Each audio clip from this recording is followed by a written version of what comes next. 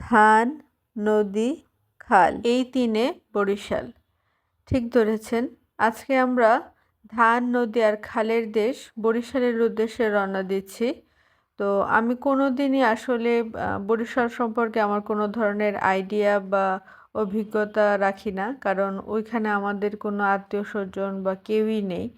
কিন্তু যেহেতু লঞ্চে কখনো উঠা হয় নাই এবং এই এক্সপিরিয়েন্সটা নেওয়া উচিত, এই কারণেই ভাবলাম যে একদিনের জন্য হলেও আমরা বরিশালে যাই।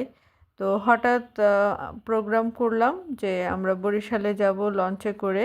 তো এই জন্য সদরঘাট চলে আসলাম। সদরঘাট লঞ্চ টার্মিনালে 10 টাকা করে টিকিট কেটে নিতে হয়। আমার মতো যাদের কোনো ধরনের অভিজ্ঞতা নেই বরিশালে যাওয়ার, তাদের উদ্দেশ্যে জানাচ্ছি যে বরিশাল এখন প্রতিদিন 2টা করে লঞ্চ ছাড়ে বরিশালের উদ্দেশ্যে। তো আমরা যেদিন গিয়েছিলাম সেদিন যথারীতি 2টা লঞ্চ ছেড়ে যায় লঞ্চঘাট থেকে। একটা হলো কীর্তনখোলা 10 আর আরেকটা হলো কুয়াকাটা 2।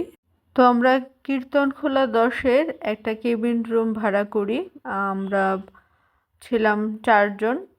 ডাবল বেডের একটা কেবিন রুম ভাড়া করি, যার প্রাইস ছিল 2000 টাকা করে।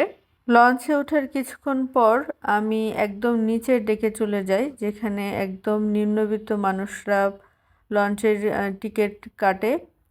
তো এখানে আসলে একেবারে কম প্রাইসে থাকা যায়। এরপর আমি আর আমার ছেলে মিলে আলহামদুলিল্লাহ একদম লঞ্চের ছাদে চলে গেলাম, যেখানে একদম ঘুটঘুটে অন্ধকার। তো লঞ্চের ছাদটা আসলে আমার কাছে খুব ভালো লাগছে বলতে গেলে। আর এটা ছিল একটা কফির শপ, যেখানে কিছু স্ন্যাক্স আইটেম পাওয়া যায় আর কফি পাওয়া যায়। তো এই যে দেখেন কীরকম মজার একটা বাতাস আর কত সুন্দর একটা পরিবেশ। আমার ছেলে খুব এনজয় করছিল। আমার সাথে সাথে ওরও প্রথম লঞ্চে জার্নির অভিজ্ঞতা। আর এই যে আমাদের খাবার, এখানে সাদা ভাত, ডাল আর মুরগি মাছ ছিল। যেহেতু আমাদের প্রথম লঞ্চ অভিজ্ঞতা, তাই আমাদের খুবই ভালো লাগছিল লঞ্চের ভিতরের পরিবেশ এবং বাইরের ঠান্ডা পরিবেশ। আর একটু যেহেতু শীত পড়তেছিল, তাই ভালোই লাগতেছিল। বুড়িগঙ্গা নদীর উপর দিয়ে লঞ্চটা যাচ্ছে, আর আমরা বারবার চেষ্টা করতেছিলাম যে বাইরের ভিউটা দেখার।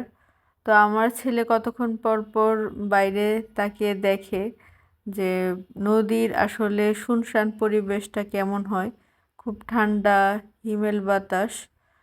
তো আমাকে জিজ্ঞাসা করতেছিল যে মা, বুড়িগঙ্গা নদী আসলেই এত ময়লা কেন? তো আসলে আমার বলার আসলে ভাষা ছিল না। আসলে আমরা বাঙালিরা কেন এত অপরিষ্কার করি বা কেন এত দূষণ আমাদের দেশে।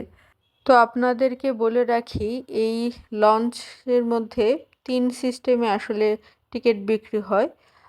একদম নর্মাল যে ডেকটাতে মানুষ থাকে নিম্নবিত্তরা, তাদের 300-350 টাকা ভাড়া হয়ে থাকে। আর কেবিন রুম 2000 থেকে 2500-3000 হয়ে থাকে। ভিআইপি কেবিনগুলো সাধারণত 4500 থেকে 6000 হয়ে থাকে। এটা সিজন বা অফ সিজন অনুসারে দামটা হয়ে থাকে। এই সুন্দর নিরিবিলি রাতে তারাদের সাথে পুরোনো দিনের গানগুলি শুনতে সত্যি আমার মতো আপনারও খুব ভালো লাগবে। আমার তো মনে হচ্ছিল এই রাত কখনো যেন না ফুরায়। যাই হোক, যারা লঞ্চে কোনোদিন আসলে কোথাও যাননি, তাদেরকে অবশ্যই আমি সাজেস্ট করব যে একবার হলেও আপনারা বরিশালে লঞ্চে করে যাবেন। বিশেষ করে কিছু ভিআইপি লঞ্চ আছে আমাদের দেশে বরিশাল যাওয়ার। যদি আমি ভিআইপি লঞ্চ পাইনি, আমরা যেদিন যাব সেদিন আসলে এই ভিআইপি লঞ্চগুলো ছিল না। তারপরও আপনারা একটু খোঁজ খবর নিয়ে যেদিন ভিআইপি লঞ্চগুলো পাবেন সেই লঞ্চে করে যাবেন একদিন বরিশাল।